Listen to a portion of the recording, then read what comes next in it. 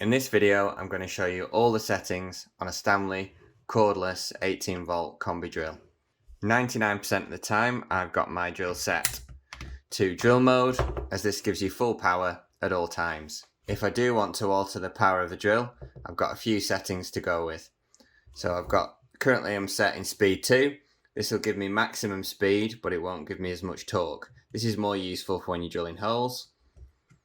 On speed 1, the drill will turn at a lower speed, but it'll give you more torque. So this is far more important when you're putting screws in and you don't want the drill bit to slip in the screw head. I'll also manage the speed of the drill on the variable trigger. So I'll tend to start off slow, increase my speed a little bit more until you're in full speed. So that tends to be how I operate my drill on day-to-day use. But there are a few more settings that you might find useful. To hammer mode. In this setting, your drill will have a slight percussive action, so it'll help your drill bit to drill through any kind of masonry.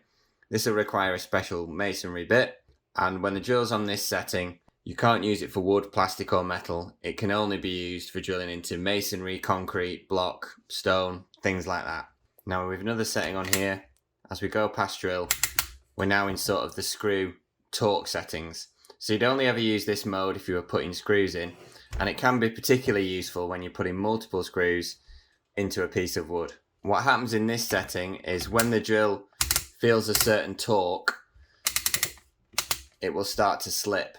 So if you have your drill set to a slow speed, and if I hold this chuck here, you'll be able to hear the noise it makes when the torque limit has been reached. As you can hear, that clicking noise is the clutch slipping. So only put your screw into the workpiece up to that depth. If we turn our rotational clutch settings higher, it means that more torque can be applied to the screw before the clutch starts to slip. So this will put your screw into the workpiece deeper. So you can use these little numbers on the side. It's kind of an underutilized aspect of a cordless drill. I find it particularly useful if you're trying to put multiple screws in to a certain depth. But otherwise, day to day, I'll just have my drill set to drill mode, whether I'm putting screws in or drilling holes. If I'm drilling holes, I tend to have it set to speed 2 if it's in wood. If I'm putting screws in, I tend to have it set to speed 1 to give me more torque. And then I'll only manage the speed of the drill on the variable trigger. This is why it can be important to buy a better drill, as they tend to have better variable triggers. With this Stanley Fatmax drill, you can easily control the speed